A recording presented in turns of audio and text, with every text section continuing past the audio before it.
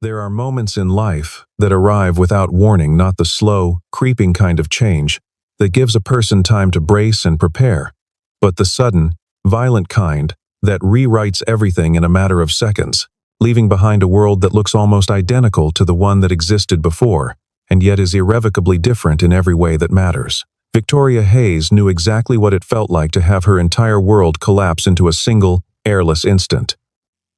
She had been, by every measurable standard, one of the most formidable women in American business. At 35, she commanded a hospitality empire worth over $2 billion, a portfolio of luxury resort properties stretching from the rugged coast of Maine to the sun-warmed shores of Hawaii, from the Blue Ridge Mountains of Virginia to the desert canyons of Arizona. Her name appeared regularly on the covers of business magazines. Her decisions moved markets. Her instincts for acquisition and design had been profiled in half a dozen major publications, each one trying to explain in different words the same essentially inexplicable quality, the ability to look at a failing property and see, with complete confidence, what it could become. She had started in her mid-20s with a single struggling lakeside resort in upstate New York and a business plan that everyone around her considered recklessly optimistic. She had rebuilt it from the foundation up, refinancing and redesigning and recruiting talent that had no logical reason to follow a 24-year-old entrepreneur until she gave them one. A decade later, the company carried her name and appeared in business school curricula as a case study in what sustained, disciplined ambition looks like when it is accompanied by genuine vision. And then, on an otherwise unremarkable Tuesday afternoon in October, a helicopter fell from the sky, and Victoria Hayes fell with it. She had boarded the aircraft that morning for what was meant to be a routine site visit to a new coastal development project 300 miles north of her headquarters. The sky had been clear at departure, the flight smooth, the conversation between her and her project director light and optimistic. They were 40 minutes into the journey when the weather shifted, not gradually, the way a forecast might suggest, but with the sudden brutality that mountain air corridors are known for in late autumn. A wall of crosswinds struck the aircraft without mercy. The pilot fought the controls. An instrument panel warning light blazed to life. There were 4 seconds of terrible, stomach-dropping silence before the rotor pitched sideways, and the world outside the window became a blur of gray cloud and dark earth rushing upward at impossible speed. Victoria remembered the sound more than anything else, a shriek of metal, a concussive impact, and then nothing at all. She woke in a hospital room 3 days later. Her mother sitting at the bedside with red-rimmed eyes and hands folded tightly in her lap. The machines around her beeped in steady, indifferent rhythms. Victoria tried to reach toward her mother and found that her left arm did not respond the way she expected. She tried again. Nothing. A cold, formless dread moved through her like water finding the lowest point of a room. The attending neurologist arrived within the hour, a soft-spoken man with careful eyes who sat at her bedside and delivered the news in the measured, deliberate way that physicians are trained to speak when the information they carry is irreversible. The helicopter had come down hard on its left side. Victoria had survived, which was itself a medical near miracle, given the angle and force of impact. But the collision had caused severe spinal and neurological trauma to the left hemisphere of her motor control pathways. She had lost nearly complete function on the left side of her body, her left arm largely unresponsive, her left leg capable only of the faintest involuntary tremor. He paused and looked at her steadily, and then he said the sentence that would echo in her mind for the next 3 years. "We cannot guarantee that you will walk again." The months that followed were a procession of hospitals, clinics, operating theaters, and rehabilitation facilities that blurred together in her memory, like frames from a film running too fast to follow. She underwent 2 separate spinal surgeries, one in Boston, one at a specialist center in Zurich, and both left her in recovery wards, counting ceiling tiles for weeks at a time. She enrolled in intensive physical therapy programs in 4 different countries. She spent 6 weeks at a renowned neurological rehabilitation institute in Germany, 4 months in a cutting-edge movement restoration center in Japan, and a full treatment cycle at a highly regarded clinical program in California that had produced documented motor recoveries in patients with injury profiles similar to hers. She hired the best specialists that money could reach. She paid for experimental treatments that had not yet cleared standard clinical approval in the United States, flying to countries where the regulatory environment permitted earlier access to emerging techniques. She consulted with researchers who were doing work that had not yet appeared in published literature. In the first 2 years alone, Victoria spent more than $6 million in pursuit of the movement that had been stolen from her on that mountainside. Her left hand occasionally produced small, uncertain tremors. Her left foot could sometimes be coaxed into a faint, weak flex. But nothing more arrived. And nothing more stayed.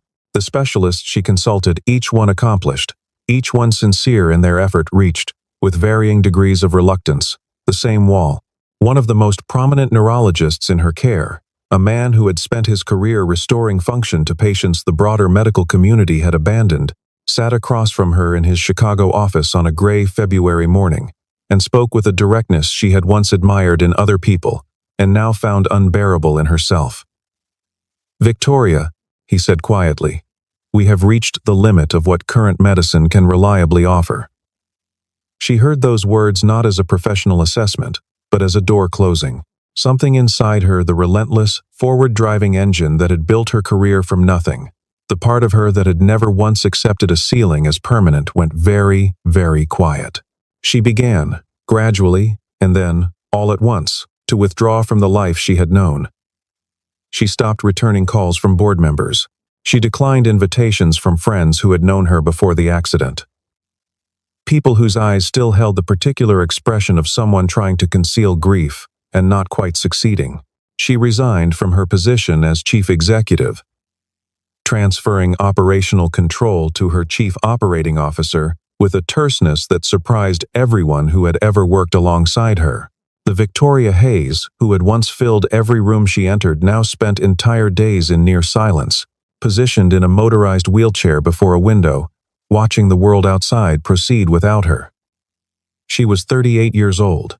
She felt ancient in a way that had nothing to do with time, and everything to do with the distance between who she had been and who she now believed she would always be. It was in this state, hollowed out, medically plateaued, emotionally becalmed in the particular way of someone who has stopped expecting anything from the future, that Victoria made the decision to check herself into Stillwater, a high-end neurological recovery and wellness retreat nestled in the wooded hills of northern Vermont. Stillwater was not a treatment facility in the traditional sense.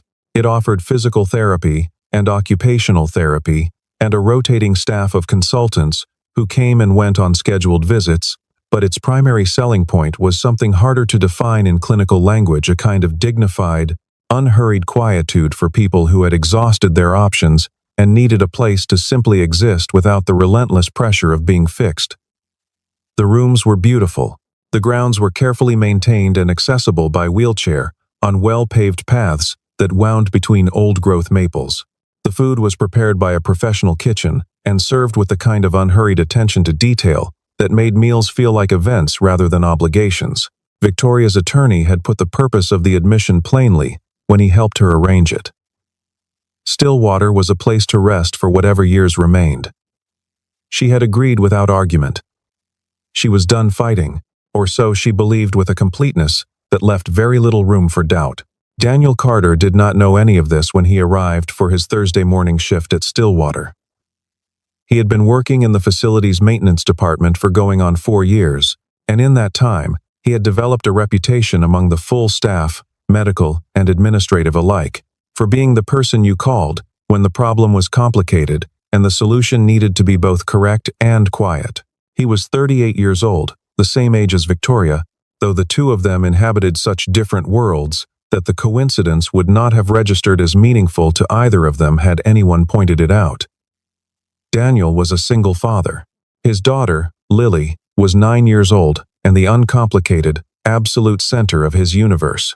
His wife had left when Lily was 3, not dramatically, but with a quiet decisiveness that had taken Daniel several months to fully understand, and he had reorganized his entire life around the child with the same patient, methodical attention he brought to a faulty circuit panel or a broken climate control system.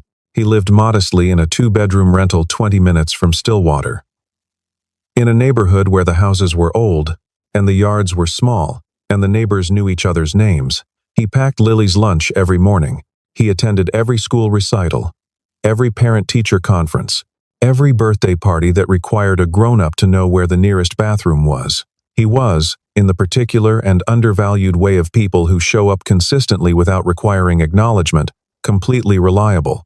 His colleagues at Stillwater regarded him with genuine warmth. He was the kind of man who remembered birthdays, who covered shifts without complaint, who stopped in a hallway to listen when someone needed 5 minutes and an attentive face. He repaired HVAC units and electrical panels, and the specialized therapy equipment that the clinical staff depended on.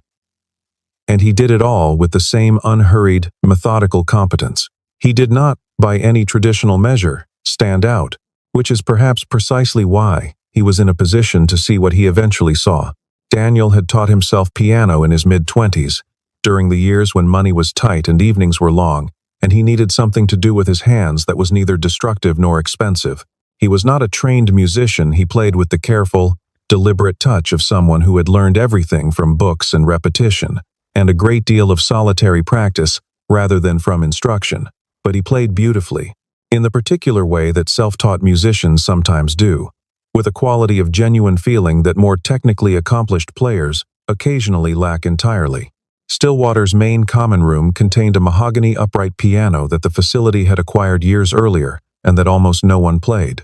Daniel had asked permission to use it during his break periods, and the director had agreed without hesitation, and so several evenings a week, in the soft amber light of the common room after most of the residents had retired to their rooms, Daniel would sit at the piano and play for an hour, or sometimes longer Chopin, mostly, and some Debussy, and occasionally, a slow, melancholic piece of his own quiet invention that he had never named and probably never would. It was not a performance. There was no audience he was trying to reach, no impression he was trying to make. It was simply something he needed to do, the way some people need to walk in the early morning, or to sit in a garden at the end of a difficult day. Victoria began positioning her wheelchair near the entrance of the common room on her 3rd week at Stillwater. She could not have explained, if asked, precisely why she did this. She was not a person who had ever been particularly moved by music in ordinary life, had not been the sort of person who stopped in a hotel lobby to listen to a pianist or sought out live performances on evenings when she might otherwise have been working. But something about the particular quality of the sound that drifted from the common room in the evenings, its unhurried pace, its lack of performance anxiety, the way it seemed entirely self-sufficient and uninterested in being heard, drew her toward it with the instinctive pull of a person who has been cold for a long time and finds themselves turning, almost without deciding to, toward a source of warmth. She sat near the doorway and listened, and Daniel noticed her presence and acknowledged it with a small, undemanding nod. And that was the entirety of their interaction for the better part of 2 weeks.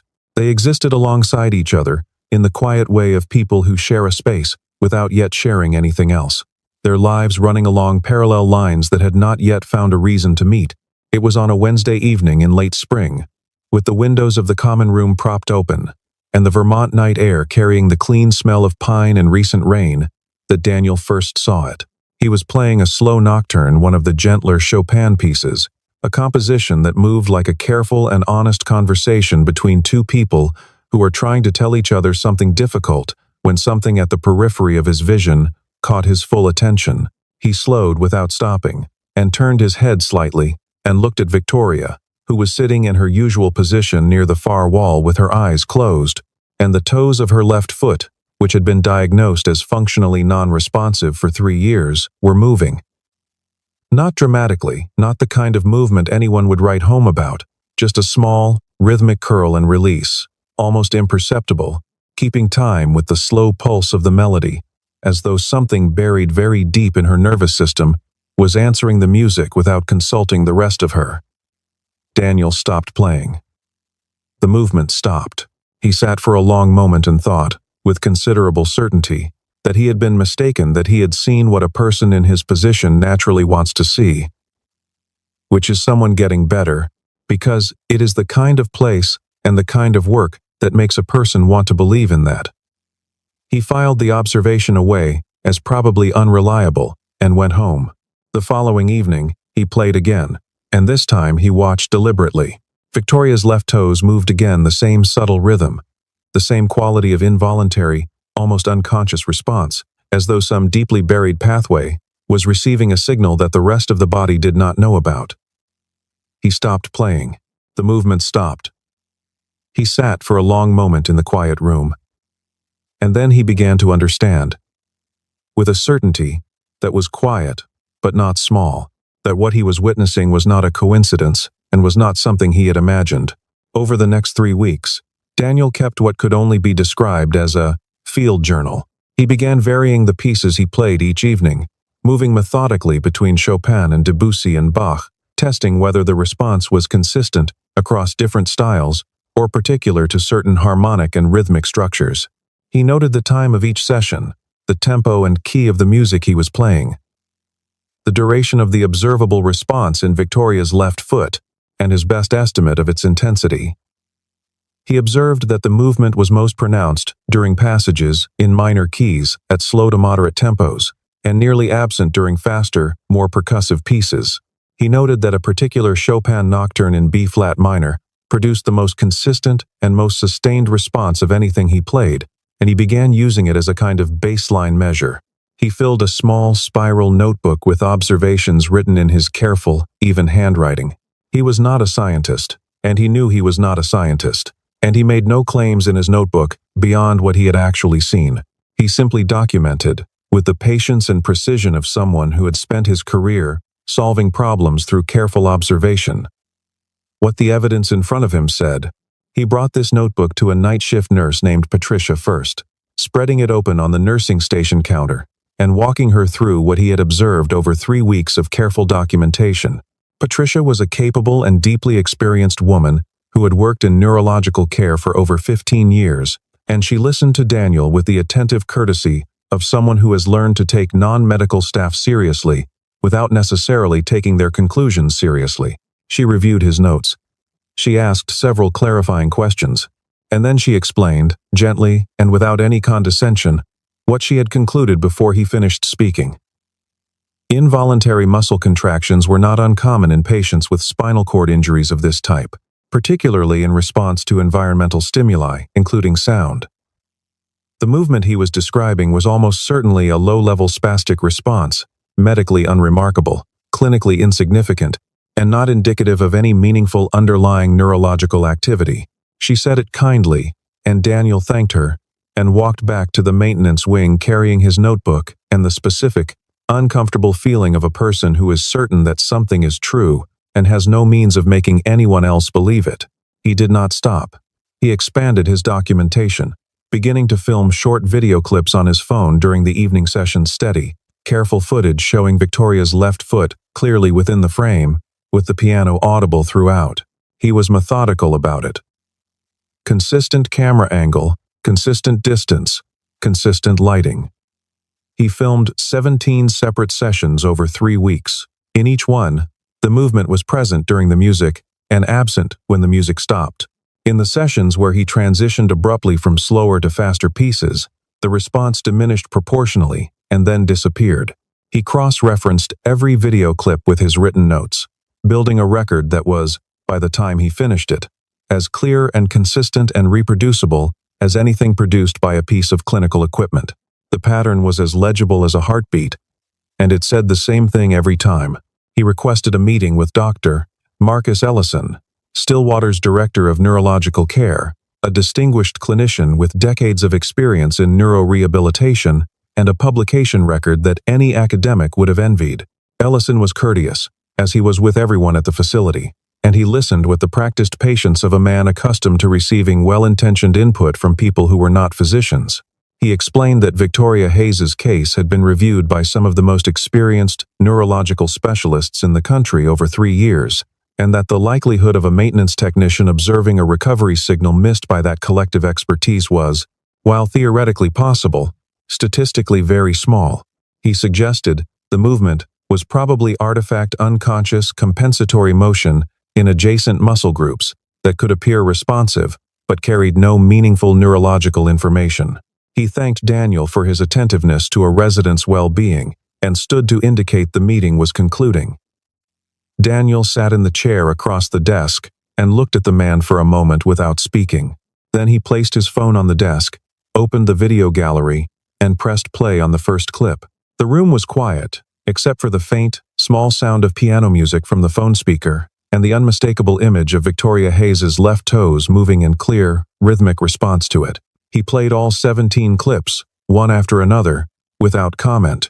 Dr. Ellison watched each one without interrupting. When the final clip ended, the silence in the room was of a different quality than the silence before, not the polite, anticipatory quiet of a meeting concluding, but the focused, alert stillness of people confronting something that demands to be taken seriously. Dr. Sarah Voss, a younger neurologist who had joined Stillwater's staff 6 months earlier, after a residency that included specific training in music-based neurological therapy, leaned forward in her chair and said quietly, precisely, with the particular tone of someone who has just recognized something they have read about in the literature, that the movement appeared to correlate with activation patterns associated with auditory motor coupling in the premotor cortex. She said, plainly, that it was worth a proper investigation. What followed was the most comprehensive neurological evaluation Victoria Hayes had undergone in 3 years. The testing was authorized with unusual speed. Dr. Voss had spent 2 full evenings reviewing the published research on rhythmic auditory stimulation and dormant neural pathway reactivation before presenting a formal clinical proposal to Ellison, and Ellison approved it without the delays that such proposals typically encounter.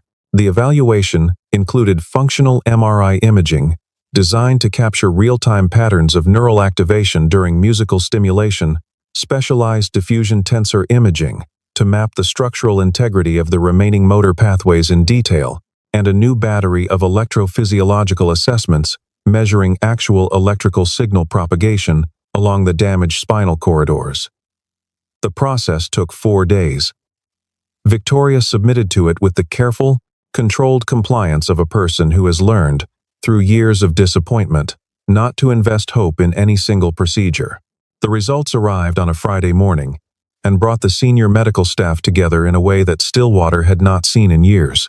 The imaging produced a finding that none of them had anticipated, and that all of them, examining it in the days that followed, acknowledged they perhaps should have looked for earlier because the underlying science, as Dr. Voss had come to understand, was not entirely new.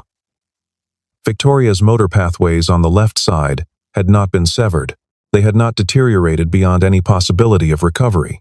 They had entered, in the formal language of the assessment report, a state of severe functional suppression following traumatic injury, a condition in which viable neural tissue, overwhelmed by catastrophic physical shock, effectively ceased active transmission while remaining structurally present. The pathways were still there. They had simply gone silent. And the imaging now showed, with a clarity that produced genuine silence in the conference room, that, in the presence of rhythmic musical stimulation at specific frequencies and tempos, those long, silent pathways were generating measurable electrical activity, not strong enough, yet, to produce reliable voluntary movement, but real, documentable, repeatable. The pathways were not dead. They had been sleeping, and the music, played by a self-taught piano enthusiast on a mahogany upright in the amber light of an empty common room, had been waking them up, one quiet evening at a time.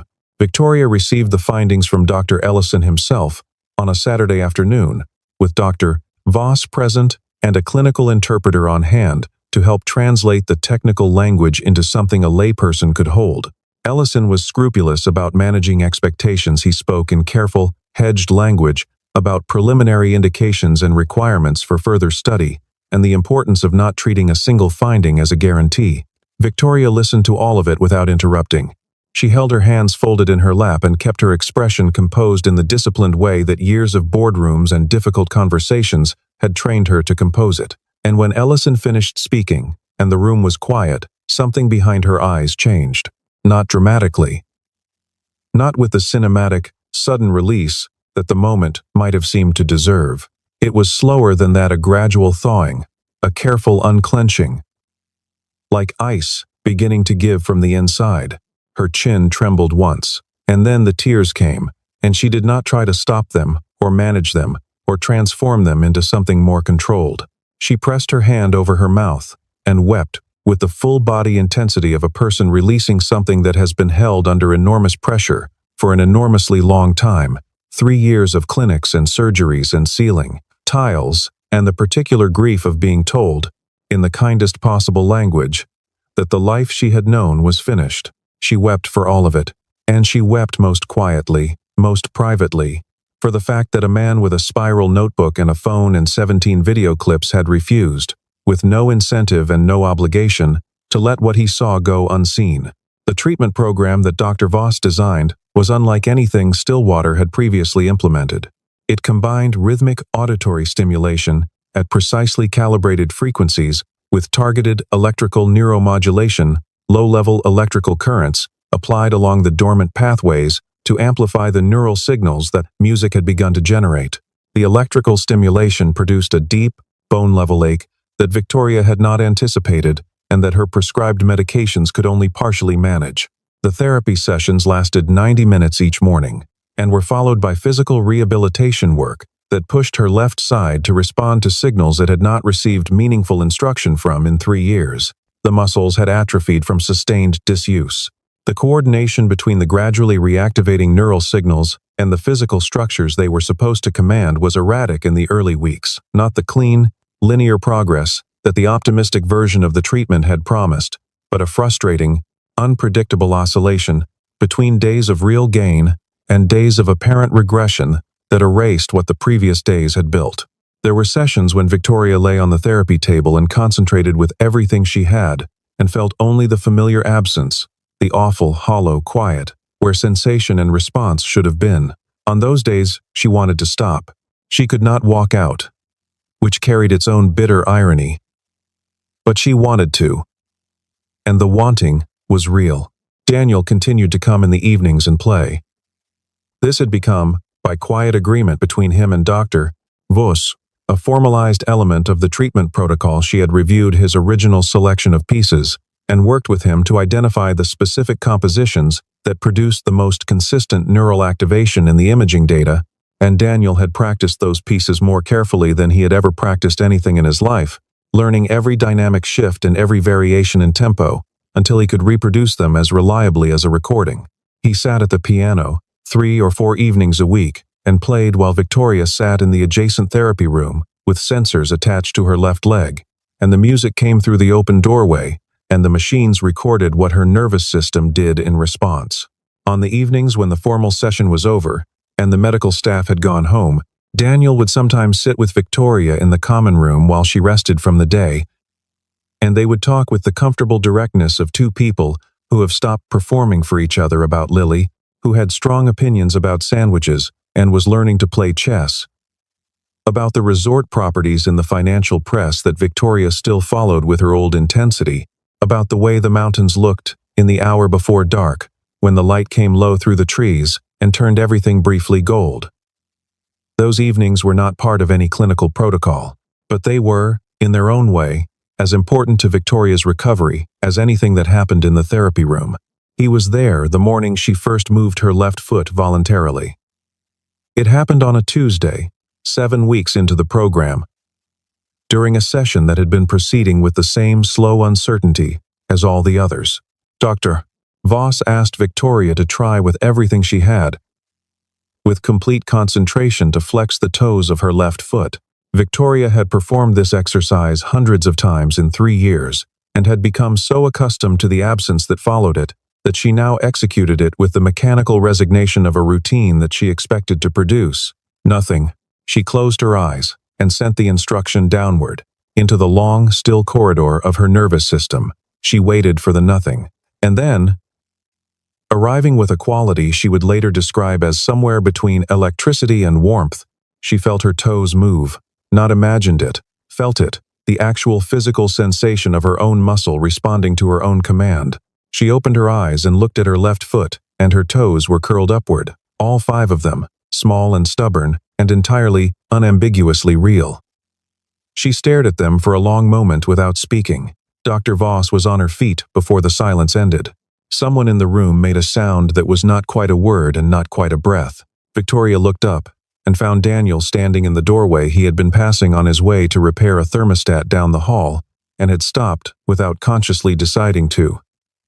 And she looked at him with an expression that neither of them would ever be able to fully describe, but that both of them would carry for the rest of their lives. The recovery that came after was not fast and was not linear and was not the kind of clean, ascending story that anyone would have designed. It was grinding and inconsistent and punctuated by setbacks that erased weeks of carefully accumulated progress in a single difficult afternoon. Victoria learned a tolerance for pain she would not have believed possible 18 months earlier. She learned the particular, excruciating patience of biological recovery, the way a single millimeter of progress demands more from a person than a mile of ordinary advancement, and how the work required to hold each small gain is every bit as hard as the work that produced it. There were mornings when she arrived at the therapy room with her jaw set and her hands folded in her lap, having decided, quietly and without drama, that today she would not allow herself the luxury of despair, that she would do the work, all of it, without complaint or negotiation. And there were mornings when she sat on the therapy table and thought about the life she had lived before and felt the loss of it so acutely and so physically that it was indistinguishable from a kind of grief. She did not share those mornings with anyone, mostly. Daniel sometimes knew anyway. He had developed, over the months of their evening conversations, a quiet fluency in the particular way Victoria held herself when something was heavy, and on those mornings he would play something different at the evening session, something slower and less demanding, and more like a conversation than a performance, and neither of them would acknowledge it directly. Movement returned to her left foot first, then crept upward through her ankle, her calf, her knee, each gain acknowledged with the careful restraint of people who have been disappointed enough times to know that celebration is best reserved for what has been fully secured. Her left hand began registering pressure and temperature with faint but genuine accuracy. Her forearm recovered enough motor control to perform basic grip exercises. The left side of her body was relearning itself from the ground up, slowly and painfully, and on the mornings when something new returned that had been absent for 3 years with a stubborn, defiant beauty that no one who witnessed it would easily forget. 8 months after the program began, on a morning in January, when the Vermont hills were buried under 2 feet of fresh snow and the air was so cold it had a sound to it, Victoria Hayes stood up from her wheelchair and held herself upright, weight distributed between a support frame and her own recovering muscles. For 47 seconds, the room held 8 people, the medical team, 2 physical therapists, a neurological consultant flown in from Seattle, and Daniel, who had taken a personal day and arrived before sunrise because he did not want to miss it. Nobody spoke for those 47 seconds. Victoria stood and breathed and looked at herself in the therapy room mirror and saw what she had not seen in more than 3 years. Herself, on her feet, upright and present and stubbornly alive. When the 47 seconds ended and the therapists helped her back to the chair, she turned to Daniel and said, with the directness that had always been the most recognizable thing about her, "You saw what all of us missed." He shook his head in the way he always did when credit was pressed on him, but she was not asking his permission, and he understood that. 2 months later, on a Thursday afternoon in March, when the last of the Vermont snow was receding, and the bare trees outside the window showed the pale beginning of new leaves, Victoria Hayes walked 12 steps across the length of a therapy room, gripping the support rails with both hands, moving with the slow and total concentration of someone who knows precisely what each step costs, and has decided that the cost is not too high. Dr.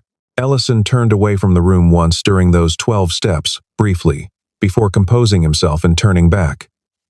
One of the physical therapists put her hand over her mouth. Daniel stood at the far wall and did not bother pretending his eyes were dry. Victoria reached the end of the rail and stood there with her chest heaving and her eyes pressed shut, and when she opened them, her face held something that was not quite any single emotion, but was all of them, together exhaustion and disbelief and gratitude, and a fierce, quiet joy that had been waiting in her for 3 years, and had finally been given somewhere to go. 6 months after those first 12 steps, Victoria Hayes returned to her company as its chief executive. The board had maintained her position formally throughout her absence, out of a combination of legal obligation and genuine loyalty from people who had watched her build the company and could not imagine signing their name to a document that said she was gone for good. She walked with a cane, her left side still in the ongoing process of rebuilding and recalibrating, but she walked into the building on a Monday morning in September under her own power. And she walked to the head of the conference table, and she sat down and opened her notebook to the first page and said that she had a few things she wanted to discuss. The executive team that greeted her was, in most cases, the same team she had left behind when she resigned, people who had held the company together with discipline and loyalty through 4 years of her absence, and who looked at her now across the polished conference table with expressions ranging from barely contained relief to something that resembled awe. She stood before them on her first morning back and told them that she intended to run the company for another 30 years, and that anyone who had plans to the contrary should let her know now. The silence that followed was the kind that happens when an entire room believes something completely and has been waiting without knowing it for the person who makes that belief possible to return. The press conference was held at Stillwater itself. Because Victoria had insisted on it, she would not hold this conversation in a corporate auditorium or a hotel ballroom. She wanted the setting to carry the weight of what it was, and to be honest about where the story had happened. The room was full. A national health correspondent sat in the front row beside a journalist from a major business publication, and a television crew had arranged cameras along the back wall. Victoria stood at the podium on her own feet, the cane resting against the lectern. And she told the whole story from the beginning. She told it in the clear, unhurried way she had always told important things. Beginning to end, without sentimentality and without omission, because she had decided that this story deserved to be told exactly as it had occurred, with all its strange and ordinary and unlikely elements intact. She described the accident, and the 3 years, and the $6 million, and the specialists, and the German clinics, and the Japanese protocols, and the moment when the last door closed. She described the evening she first heard the piano and the amber light in the common room, and the man she had barely spoken to who had kept a spiral notebook and filmed 17 video clips because he could not stop believing that what he saw was real.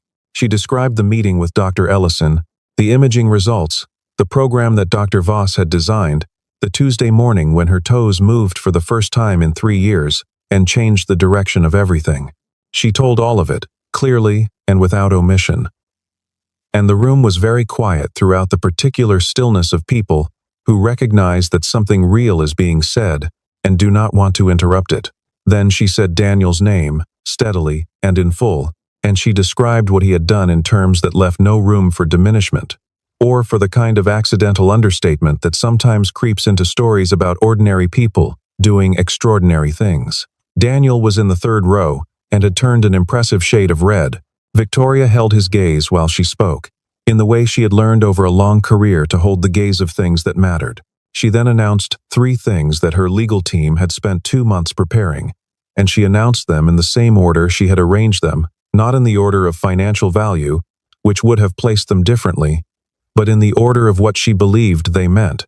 First, a position as Director of Facilities and Operations for the entire Hayes Resort Group, a senior leadership role with compensation and responsibility, at a scale that would, without exaggeration, change the financial arc of Daniel and Lily's lives, entirely not as a gift, but as a recognition of a capacity for careful, attentive, consequential work that had been present all along, and had simply been waiting for a context large enough to hold it. Second, a fully funded professional development program at the institution of his choosing, with the full support and resources of the company throughout the duration of his enrollment and beyond, because she believed that the curiosity and methodical attention he had demonstrated were worth every investment required to extend their reach. Third, and the one that produced in Daniel the most visible and the most genuine response, the one that made him press his lips together and look at the floor for a moment before looking back up, a co-founding partnership in the Stillwater Foundation, established to fund neurological recovery research with a specific emphasis on music-based and rhythmic auditory therapies, to advocate formally and persistently for patients whose cases had been prematurely concluded by medical systems that had run out of ideas, and to support with funding, with recognition, and with institutional weight, the kind of patient, persistent, careful observation that had given Victoria her life back, regardless of what professional title or credential the person doing the observing happened to hold. The foundation would operate, she said, on the principle that the most important thing a person can bring to a problem that has resisted all previous solutions is not always a new technique or a new technology. Sometimes it is simply the willingness to keep looking at something that everyone else has agreed to stop seeing. Daniel took the position. He was not naive about what he was stepping into. The distance between Stillwater's maintenance department and a senior operational leadership role in a $2 billion international hospitality group was not distance that could be crossed without sustained effort and a great deal of learning, and he did not pretend otherwise. He enrolled in a facilities management and operations leadership program and applied to it with the same patient, methodical attention he had brought to every difficult problem in his life.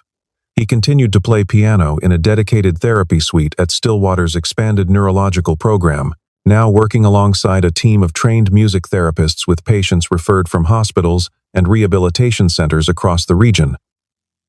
People whose cases had not responded to standard rehabilitation protocols and whose families had not yet accepted a verdict of permanence.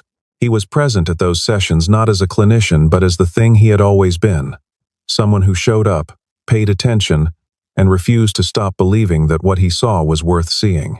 The foundation received more inquiries in its first 3 months than either he or Victoria had anticipated. Letters and calls and messages from patients and from families and from physicians who had seen what was possible and wanted to be part of expanding it.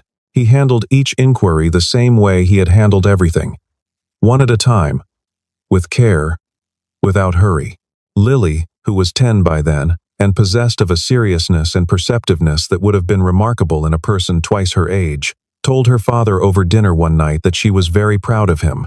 He looked at her for a moment, and then looked out the window at the spring evening, settling over the yard, and said he hadn't really done anything remarkable, that he had just paid attention to something most people had stopped looking at. Lily thought about this with the particular quiet deliberateness she brought to most things, and then told him that paying attention was actually quite hard, and that most people didn't bother with it even when the thing deserved it. He looked back at her and thought what he thought every time she said something like that, which was that she was the smartest person he had ever known. Victoria walked onto the stage at the Stillwater Foundation's inaugural gala on a Friday evening in September without the cane, moving slowly and with great deliberateness, with the quality of someone who knows the full cost of each step and has decided, with complete clarity, that the cost is worth paying and has always been worth paying. The room rose when she appeared at the edge of the stage, not in the performative way of audiences who have been cued, but in the instinctive, involuntary way of people responding to something they recognize as significant. Daniel was in the third row again, because some habits are worth keeping, and because he was still, at his core, a man who preferred to stand slightly to the side of the center of things, and let the work speak without requiring himself to stand inside it. Victoria found his face in the crowd before she began to speak, the way she had started to do in every room she entered since the month she walked her first 12 steps, because it had become a kind of necessary orientation. Find the person who sees what others miss, and begin there. She stood at the podium and looked out at the full room at the physicians and researchers and family advocates and music therapists, and the patients who had come from as far as the western coast to be present, many of them in wheelchairs, some of them showing the early signs of recoveries that the Foundation's work had helped make possible, and she said what she had been thinking since the March afternoon in that therapy room in Vermont. She said that for most of her adult life, she had believed that the solutions to the hardest problems came from the highest levels of expertise from the most credentialed, the most resourced, the most celebrated practitioners in any given field. She had believed this not cynically but sincerely, out of a genuine respect for the kind of knowledge that only long careers and sustained dedication can produce. And that respect was not wrong. The physicians and therapists who had worked on her case over 4 years had made her recovery scientifically possible. Their knowledge, their technology, their willingness to follow an observation that did not come from any of them, all of it had been essential, and she knew it, and she said it clearly. But the moment that made the difference, the single observation that unlocked everything that came after, had come from a man with no medical training, no professional stake in the outcome, and no reason to keep looking except the quiet, unshakable, and stubbornly persistent conviction that something was there to be found, and that the fact that others had stopped looking did not mean there was nothing left to see. She said that this distinction between the expertise that builds the road and the attention that finds the door was one that she had spent 4 years learning the hard way, and that she intended the foundation to honor it in every program it funded, every patient it advocated for, and every researcher it supported. She wanted to build a world in which the man with the spiral notebook and the phone and the 17 video clips was not a statistical anomaly, but an expected part of how recovery worked, in which the observation made from outside, the system, was taken seriously by those inside it, not as a threat to their authority but as the completion of a picture that no single perspective could fully see. Hope, she said, does not disappear when we cannot find it. It waits.